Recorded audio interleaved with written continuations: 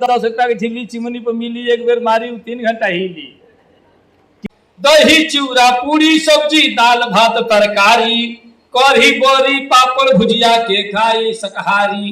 गुंडे हत्यारे चोरों ने राजनीति मतमैली कर दी, राजनीति ने गंगा जमुनी प्यार की धार विषैली कर दी।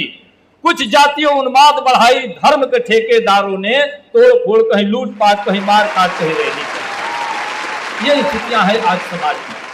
तो बड़े इसका शीर्षक है कुकुर भोज पार्ट 2। मंत्री जी आप कुकुर भोज तो सुने हैं, लेकिन कुकुर भोज पार्ट 2 नहीं सुने हैं। ये आपके बीच रखता है। केवल मैं चाहता हूं हमारे अतिथिगण जो मंच पर उपस्थित हैं, आप सभी सुधी जनों से एक बार निवेदन करता हूं, ताली बजाकर इनका सम्मान किया जाए। चूंकि मैं बहुत विलंब से आया हूं और अपने शब्दों से, अपने शब्दाहार से आपका जो भी कुछ सम्मान करना है यही कर सकता हूं। भाई गणेश मिश्रा कुकुर भोज पार्ट 2। गणेश भाई सुनना ध्यान से कि शादी रहे सगाई चाहे प्रीति भोज बहु भोज बा, शादी रहे सगाई चाहे प्रीति भोज बहु भोज बा, अंडा संडा बकरा बकरी मुर्गा मछली रोज बा। शादी रहे सगाई चाहे प्रीति भोज बहु भोज बा, अंडा संडा बकरा बकरी मुर्गा मछली रोज बा। दही चूड़ा पूरी सब्जी दाल भात तरकारी, कढ़ी बड़ी पापड़ भुजिया के खाई शाकाहारी। दही चूड़ा पूरी सब्जी दाल भात तरकारी, कढ़ी बड़ी पापड़ भुजिया के खाई शाकाहारी। अगया बीजे एके साथे सबकी घरे दियाता, उठत बैठत निहुरत भागत सब भिड़िया के खाता। अगया बीजे एके साथे सबकी घरे दियाता, उठत बैठत निहुरत भागत सब भेड़िया के खाता। भोजन भिख मंगई भले ही बा राजा ऐसन पोज बा। नहीं के बड़का सफारी से पहले बड़ा दिल डाले बड़ा, लेकिन थरिया लेके सब्जी दिया पूरी दिया, एक भिख मंगई भोजन कहा जाला। भोजन भिख मंगई भले ही बा राजा ऐसन पोज बा, अंडा संडा बकरा बकरी मुर्गा मछली रोज बा, अंडा संडा बकरा बकरी मुर्गा मछली रोज बा।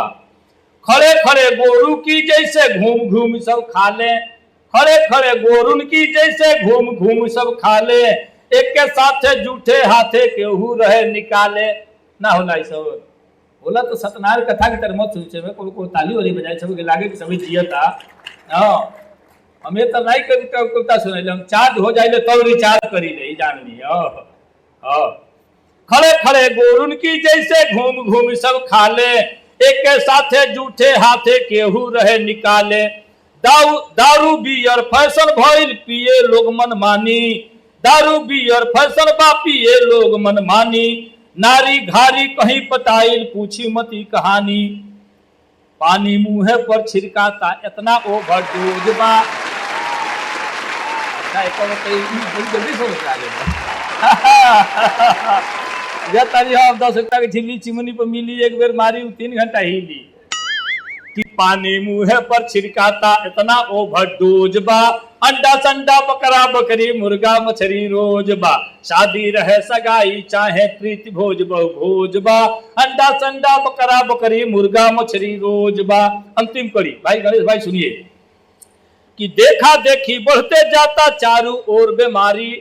सरकार आधा लोग देखा देखी करता है। हमारे घर जयमाल सिस्टम भले तो काहे हिनकी घर भले तो हमारे घर काहे ना होई, इनकी घर सब खड़े खाई ला भाग भाग के हमारे घर काहे ना खाई। हम लिख रही हो कविता में कि देखा देखी धर्म और देखा देखी पाप बा, यूपी बिहार कई माने में टाप बा। तब हम कहनी कि देखा देखी बढ़ते जाता चारों ओर बीमारी, डीजे ऑर्केस्ट्रा में देखी होता मारा मारी। देखा देखी बढ़ते जाता चारों ओर बीमारी, डीजे ऑर्केस्ट्रा में होके अक्सर मारा मारी। 2 राती से 1 रात अब दिने दिन निपटारा। हमरे होश में पहले 2 रात के बारात रही, मर्जाद रही, जन्माशा हुई, खत्म हो गई बा। 1 रात के आई, अब 1 रात खत्म हो गई, दिने दिन गोइला दिने दिन आयल साजी का सुहाग रात। तब अब कह दी कि 2 राती से 1 रात अब दिने दिन निपटारा, शादी तिलक सब निपटा के भागे लोग किनारा।